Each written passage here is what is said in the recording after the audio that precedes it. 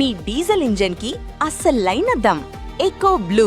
Amaravati outer ring road నిర్మాణ ప్రణాళికకు సంబంధించి కేంద్ర విభాగం అంటే NHAI national highway authority of India కొన్ని సవరణలు చేసింది. 2-3 మార్పుల ఫలితంగా ఖర్చు తగ్గించుకునేటువంటి ఉద్దేశంతో స్పర్ రోడ్డు కావచ్చు, అలానే ఔటర్ రింగ్ రోడ్డుకి సంబంధించి ఇన్సైడ్ సర్వీస్ రోడ్లు మాత్రమే ఉంటాయి, అవుట్ సైడ్ సర్వీస్ రోడ్లని స్కిప్ చేశారనేటువంటి ప్రచారం వార్తలు వచ్చినాయి. వాటికి సంబంధించి కొన్ని వీడియోలు కూడా మనం చేసాం. అయితే ఇప్పుడు కేంద్ర మంత్రి పెమ్మసాని చంద్రశేఖర్ ఒక క్లారిఫికేషన్ ఇచ్చారు. అమరావతి ఔటర్ రింగ్ రోడ్డు నిర్మాణ ప్రణాళికని 6 వరుసల రహదారికి ఒక భారీ రహదారిగా నిర్మాణం చేస్తున్నటువంటి ఈ ప్రణాళికని యథాతథంగా కేంద్ర ప్రభుత్వం ఆమోదించింది. అయితే 2 దశలుగా నిర్మాణం జరుగుతుంది. వాస్తవానికి ఈ మొత్తం 190 కిలోమీటర్ల ప్రణాళికలో ప్యాకేజీల రూపంలో 11 నుంచి 12 ప్యాకేజీల రూపంలో రింగ్ రోడ్డు నిర్మాణం జరుగుతుంది. కానీ రింగ్ రోడ్డుని అనుసంధానించే వ్యవస్థల్ని 2వ ఫేజ్ నిర్మాణంగా కేంద్ర ప్రభుత్వం తీసుకోబోతుంది. అందులో భాగంగానే స్పర్ రోడ్డు కానీ ఇతర రేడియల్ రోడ్లు లేదా arterial roads, outside service రోడ్లని 2వ ప్యాకేజ్ కింద కేంద్ర ప్రభుత్వం 2వ ఫేజ్ కింద కేంద్ర ప్రభుత్వం పెట్టింది అనేటువంటి వివరణ ఇచ్చారు. దీని తర్వాత కొంతవరకు వివాదం సద్దుమణిగినట్టుగా తెలుస్తుంది.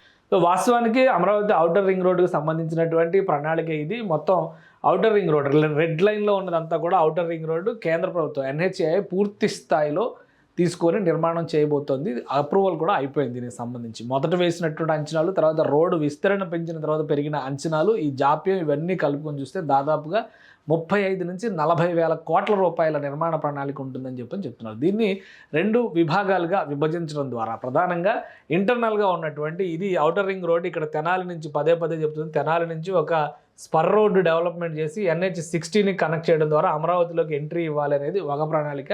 కొన్ని ఆర్టీరియల్ రోడ్స్ ప్రణాళిక కూడా ఇందులో ఉన్నాయి. ప్లస్ ఈ ఔటర్ రింగ్ రోడ్డుకి ఇన్సైడ్ ఒక సర్వీస్ రింగ్ రోడ్డు సర్వీస్ వ్యవస్థ, అవుట్ సైడ్ ఒక సర్వీస్ వ్యవస్థ అనుకున్నారు.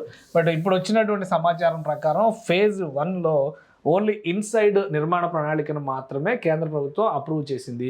సో అలా చేయడం వల్ల కొంతవరకు ఖర్చు కలిసి వస్తుంది. మొత్తం 190 కిలోమీటర్ల ఔటర్ రింగ్ రోడ్ ఉంది.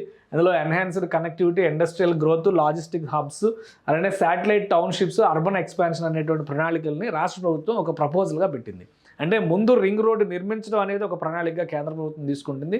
దీనికి సంబంధించినటువంటి అనుబంధ విభాగం ఇక్కడ కనెక్టివిటీ అనేది ఒక్కటి మాత్రమే రింగ్ రోడ్డు నిర్మాణానికి సంబంధించినటువంటి ప్రణాళిక. మిగతావన్నీ కూడా ఇతర డెవలప్మెంట్ ప్రణాళికలో భాగంగా ఉంటాయి. కాబట్టి వీటన్నిటిని 2వ దశలో విస్తరణ, ముందు రింగ్ రోడ్ ఏర్పాటైతే ఇవన్నీ కూడా విస్తరించడానికి మార్గం ఏర్పడుతుంది. 2 ప్యారలల్గా చేస్తే కొన్ని ఇబ్బందులు వచ్చేటువంటి అవకాశం ఉంటుంది అనేటువంటి ఆలోచనతో కేంద్ర ప్రభుత్వం ముఖ్యంగా ఎన్హెచ్ఏఐ కొన్ని ప్రతిపాదనలు చేసింది. అందులో భాగంగానే ఈ స్పర్ రోడ్ అంటే ఫేజ్ 2లో service road, out side service road అనమాట. ఇది ORR out side service road.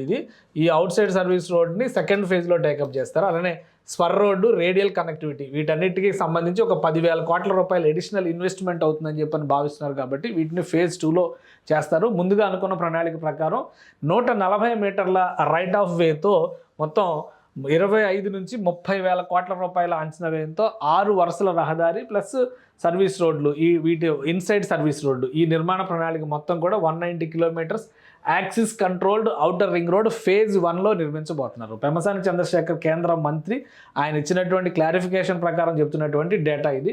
So phase 1లో ఇమీడియట్గా ఈ పనులు మొదలైతే కనుక ప్యాకేజీలుగా విభజించి సుమారుగా 2 సంవత్సరాలు అంటే 24 నెలల నుంచి 30 నెలల లోపు ఈ ప్రణాళికని నిర్మించేటువంటి బాధ్యత. ల్యాండ్ ఎక్విజిషన్కి కొంత 6,500 కోట్ల రూపాయలు ఖర్చు అవుతుంది. ఇది కూడా కేంద్ర ప్రభుత్వమే భరిస్తుంది. రాష్ట్ర ప్రభుత్వ వాటా కింద GSTల మినహాయింపు, ఇతర కొన్ని రాయితీలు ఇవ్వడం ద్వారా దాదాపుగా 1,200 కోట్ల రూపాయలు భరించడానికి రాష్ట్ర ప్రభుత్వం సిద్ధమైంది. అలానే కొన్ని రిజిస్ట్రేషన్స్కి సంబంధించినటువంటి ఎక్సైజ్ డ్యూటీలు వీటిని కూడా మినహాయించడం ద్వారా సుమారుగా 1,500 కోట్ల రూపాయల వరకు రాష్ట్ర ప్రభుత్వం ఈ ప్యాకేజ్లో ఇందులో భాగస్వామిగా మారబోతుంది. మొత్తం మిగతా నిర్మాణ ప్రణాళిక అంతా కూడా ఎన్హెచ్ఐఐ ఆధ్వర్యంలోనే జరుగుతుంది. ఆల్రెడీ ల్యాండ్ ఎక్విజిషన్కి సంబంధించినటువంటి ప్రకటనలు జరిగిన ఆయా గ్రామాల్లో నోటిఫికేషన్స్ కూడా రిలీజ్ చేశారు. ఆయా ప్రాంతాల్లో డిప్యూటీ కలెక్టర్స్ని అపాయింట్మెంట్ కూడా రాష్ట్ర ప్రభుత్వం చేసింది. మొత్తం 5 జిల్లాల పరిధిలో పల్నాడు, గుంటూరు, కృష్ణా, ఏలూరు, అలానే ఇటు పక్కన NTR జిల్లా, ఈ 5 జిల్లాల పరిధి. ఉమ్మడి జిల్లాల పరంగా చూస్తే కనుక ఇది మొత్తం అటు కృష్ణా ఇటు గుంటూరు జిల్లాల పరిధిలో వచ్చేటువంటి ల్యాండ్ అవుతుంది.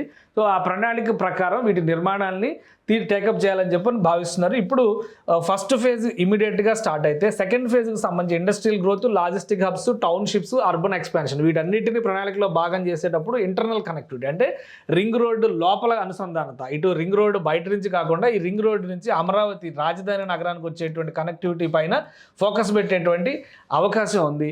ప్లస్ ఈ ఏరియా మొత్తంలో కూడా మెట్రో సిటీస్ విజయవాడ నగరం, గుంటూరు నగరం కూడా ఈ పరిధిలోకి వస్తాయి. చిన్న చిన్న పట్టణాలుగా ఇప్పుడు ఉన్నటువంటివి కూడా నగర స్వరూపాన్ని సంతరించుకునేటువంటి అవకాశం ఉంటుంది. అమరావతి రాజధాని మహానగరం కూడా 3 మహానగరాలు ఉన్నట్టుగా మనం అంచనా వేయాల్సి ఉంటుంది. అంటే గ్రేటర్ హైదరాబాద్ని చూస్తే ఎలా కనిపిస్తుందో ఆ తరహాలో అటు గ్రేటర్ విజయవాడ, ఇటు గ్రేటర్ గుంటూరు, అమరావతి మహానగరం ఇవి కాకుండా చుట్టుపక్కల ఉన్నటువంటి చిన్న చిన్న పట్టణాలు అంటే నందిగామ దగ్గర నుంచి అటు తెనాలి ఔటర్ రింగ్ రోడ్డుకి అవుట్స్కట్స్లో వస్తుంది. తెనాలి వరకు ఉన్నటువంటి అనేక పట్టణాలు దాదాపుగా ఒక 30 పట్టణాలు ఇందులో భాగం అయ్యేటువంటి అవకాశం ఉంటుంది. సో దాన్ని దృష్టిలో పెట్టుకొని industrial growth, logistics hubs, satellite townships, urban expansion, economic growth ఈ కాన్సెప్ట్స్ రీత్యా ఈ రెండో దశ విస్తరణ ప్రణాళికని అమలు చేయాలని చెప్పని ఎన్హెచ్ఐ భావిస్తుంది. దానికి రాష్ట్ర ప్రభుత్వంతో సమన్వయం ఎక్కువగా అవసరమవుతుంది. సో ఈ 2 అంశాలని దృష్టిలో పెట్టుకునే ప్యాకేజీల మొత్తాన్ని 2 ఫేజులుగా ఎన్హెచ్ఐ విభజించిందని చెప్తున్నారు. మొదటి ఫేజ్ పనులు యథాతథంగా ఔటర్ రింగ్ రోడ్డుకు సంబంధించినవి, ఇన్నర్ సర్వీస్ రోడ్ల పనులు మొదలవుతాయి. ఆ తర్వాత ఔటర్ రింగ్ రోడ్డుకు సంబంధించిన ఔటర్ సర్వీస్ రోడ్డు, అలానే ఇంటర్నల్ ఆర్టీరియల్ రోడ్లు, స్పర్ రోడ్లు వీటికి సంబంధించి ఒక 10,000 కోట్ల రూపాయల ప్రణాళిక ఇది సపరేట్గా మళ్ళీ టేకప్ చేసేటువంటి అవకాశం ఉంటుంది. సో అమరావతి ఔటర్ రింగ్ రోడ్డుకు సంబంధించి ఎలాంటి మార్పులు లేవు. భూ సమీకరణ మాత్రం మొదటి దశలోనే రెండిటికి కావాల్సినటువంటి భూ సమీకరణ జరిగిపోతుంది. ఆ విధంగా ఎన్హెచ్ఏ జాగ్రత్తలు తీసుకుంటుంది. అంటే వన్స్ భూ సమీకరణ కనుక జరిగిపోతే, భూ సేకరణ కనుక జరిగిపోతే ఎలాంటి సమస్యలు రాకుండా తదుపరి దశలో నిర్మాణాన్ని కూడా టేకప్ చేయొచ్చు. ఒకవేళ అన్నీ కలిసి వచ్చి మొదటి దశ ఏడాదిన్నర కంప్లీట్ అయ్యేలోగా మిగతా ల్యాండ్ అంతా కూడా కంట్రోల్లో ఉంటుంది. కాబట్టి మిగతా పనులు కూడా మొదలు పెట్టాలని రాష్ట్ర ప్రభుత్వం ఇనిషియేట్ చేసిన ఫైనాన్షియల్గా వేరే సపోర్ట్స్ వచ్చినా కానీ ఆ పనులు కూడా ప్యారలల్గా మొదలు పెట్టేటువంటి అవకాశం ఉండొచ్చు. So Amaravati outer ring road ప్రణాళికలో ఎలాంటి మార్పులు ఉండవు. కేవలం దశల వారీగా మాత్రమే నిర్మాణ ప్రణాళికలు తీసుకుంటారు. ఇక ఔటర్ రింగ్ రోడ్డు నిర్మాణాన్ని ప్రారంభించిన తర్వాత ప్యాకేజీల వారీగా దాదాపు 11-12 ప్యాకేజీల రీత్యా ఏ ప్రాంతానికి ఆ ప్రాంతం నిర్మాణం చేసే దిశగా అడుగులు పడే అవకాశం కనిపిస్తోంది.